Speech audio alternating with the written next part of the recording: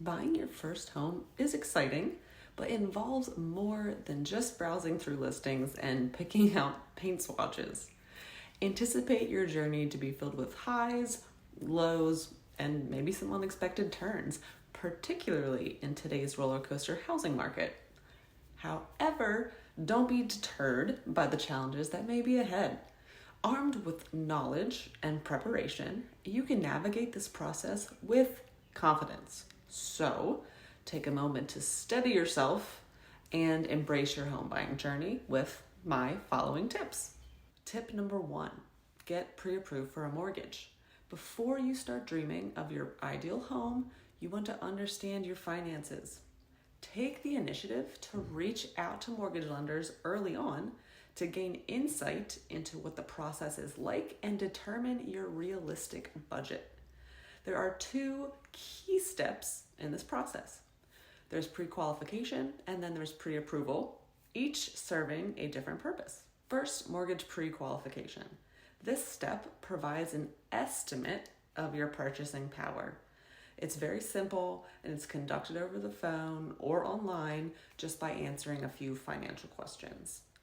Since it relies on self-reported data and doesn't involve verification by a lender, you can expect a response within an hour or even a couple minutes. Mortgage pre-approval is not the same thing. For those of you who are eager to act when the perfect home appears, having a pre-approval letter from a mortgage lender is necessary. To get this, you'll need to verify financial information and consent to a credit check. Assuming your financial documents are all in order, you can typically get this pre-approval letter done within a day or 2. However, if credit issues arise, the process may be prolonged. While this letter doesn't guarantee mortgage approval, it does demonstrate to the sellers when you write an offer that you are a credible buyer and will put your offer to the top of the pile. To be taken seriously in the current housing market, you'll want to have a pre-approval letter before looking at homes, not a pre-qualification letter. Tip number 2, talk with multiple mortgage lenders. You may think you'll just use your trusted bank, like a Bank of America, as your mortgage lender, but it does pay to shop around. Getting quotes from multiple lenders, including banks, mortgage companies, mortgage brokers, will not only help you make an informed decision, but could lead to negotiating a better interest rate. Tip 3, accept that location really is everything. You can change almost everything about your new house except where it is. So, before you even start filtering listings on Zillow, make sure you know where you're looking. Start with your must-haves. For instance, if you want a walkable neighborhood with plenty of shops and cafes nearby, don't just settle for the suburbs in the middle of nowhere. When looking in an area, ask yourself the following questions. Does it work for your commute? How heavy is the traffic? Is it on a busy street or maybe next to a commercial property? Is it a walkable area? Do you want to walk places? What are the local schools like? Do you feel safe there? Is there any ongoing development or a lot of construction that maybe you don't want to be listening to while you're living there? Have home values gone up in recent years? Does the neighborhood have an HOA? All of these are very important questions to ask yourself before purchasing a home to make sure you made the right decision. Tip number 4, consider the future.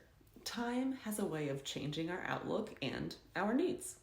Having an idea of how long you hope to stay in this home can help you make choices and set your priorities. Do you plan to be here for 2 years, 5 years? Then you may be okay with spending less and then upgrading to another home later. Think through various scenarios to determine if the home will suit your needs for the time that you plan to be there. If you plan to be there 2 years, you don't need to meet your needs 10 years from now. Here are some questions to consider. Is there enough counter space for all of the cooking that you love to do? Is there a home office or a space where you could efficiently work remotely? If you're buying the home with 2 incomes, could you still afford it as a single income household if, God forbid, something were to happen? Is the guest room workable for your relatives and friends when they visit? Maybe you don't need a guest room because all of your friends and relatives live near you. If an elderly family member were to move in with you, is there an in-law suite or a ground floor accommodation for them? Can you see yourself raising a family here or retiring here? Again, all good questions to ask yourself before moving forward with looking at homes. Tip number 5, and this is a big one that I see a lot. Don't buy a fixer-upper just because it has a lower price unless you want to fix it up. Are you ready to dedicate your weekends and weeknights to renovations? While DIY projects can be enjoyable sometimes, you don't want your new home to become a constant process causing stress. However, if you find satisfaction in the home improvement process, fixer-uppers do present opportunities to purchase at a lower cost, and you can customize the home to your liking. If you don't want to take on extensive renovations or the costs associated with them, ensure you're not investing in a property that demands more time, effort, and money than you are willing to commit. Next tip, remember that you can negotiate. When it comes to negotiating, don't hesitate to ask as you just might receive. Especially in a buyer's market or when dealing with a motivated seller, you hold some leverage to request additional benefits. Worst case scenario is they decline your request. However, in a seller's market, which it is currently, pushing too hard for what you really want could result in your offer being rejected. So it's essential to be reasonable and proceed with caution. Many sellers are open to covering closing costs, which can amount to significant savings for you, and some may even include furniture that complements the property. Even the move-in date can be negotiated.